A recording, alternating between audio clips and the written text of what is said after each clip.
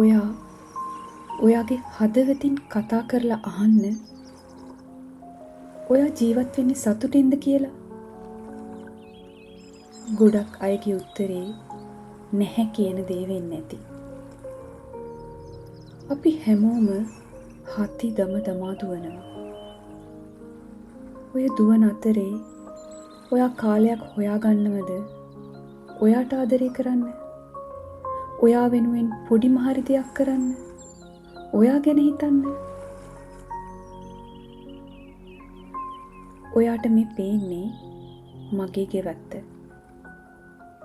මම කතා කරන්න යන්නේ මගේ ගෙවත්ත ගැන නෙවෙයි. මෙතන තමයි මගේ සැනසීම, මගේ සතුට තියෙන්නේ. ඉතින් ඔයාලටත් ජීවිතේ ඒ වගේ දේවල් ඇති. මං හිතන්නේ අපි හැමෝම ජීවිතේ හැමදේම කරන්නේ සතුටින් ජීවත් වෙන්න කියලා.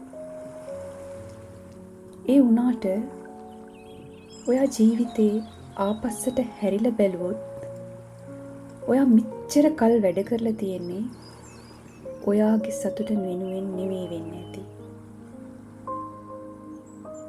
ඒ තව කෙනෙක්ගේ සතුටක් වෙනුවෙන් වෙන්නේ නැති. ඒ කෙනා ඔයාගේ ළඟම ඥාතියෙක් වෙන්නේ නැති. අම්මා, තාත්තා, සහෝදර සහෝදරියෝ. එහෙම නැත්නම් ඔයාගේ ස්වාමියා, දරුවෝ වෙනුවෙන් වෙන්නේ නැති. ඒකේ කිසිම වරදක් නැහැ. මොකද ඒගොල්ලෝ තමයි අපේ ජීවිතේ අපිට ළඟින්ම ඉන්න අය. ඒගොල්ලෝ වෙනුවෙන් අපි වැඩ කරන්න ඕන. අපේ යුතුයකම් ඉෂ්ට කරන්න ඕන. හැබැයි ඔයා අතරේ ඔයා වෙලාවක් හොයාගන්න. මොකටද? ඔයාගේ සතුට වෙනුවෙන්. ඔයාගේ සැනසීම වෙනුවෙන්. ඔයාට ආදරය කරන්න. එහෙම නොවුනොත් ඔයා ගිලන් වේවි. මානසිකවත්, ශාරීරිකවත්.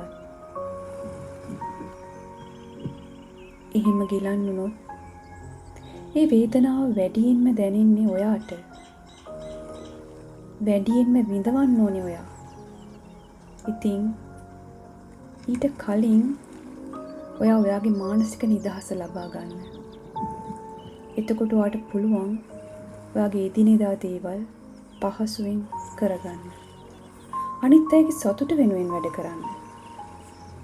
අනිත් අය වෙනුවෙන් කාලය වැය කරන්න. ඒකෙ හින්දා ඔයාගේ ජීවිතේ පළවෙනි තැන ඔයාට දෙන්න. ඉතින් මම මේ කතා කරේ මට හිතෙන දේවල්. මට දැනෙන දේවල්. මේ කතා කරපු හැම දෙයක්ම හරි දේවල් නෙවෙයි වෙන්න පුළුවන්. ඉතින් අපි කතා කරමු. ඔයාට හිතෙන දේවලුත් කතා කරමු.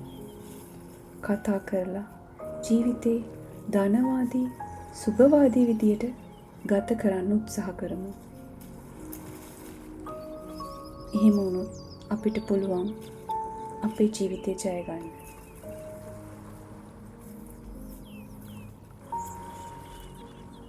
එහෙනම් තවත් දවසක ආයෙත් හම්බෙමු. ධනවාදී, සුභවාදී සිතුවිල්ලක් එක්ක අපි කතා කරමු. අදට නවතින්නම්.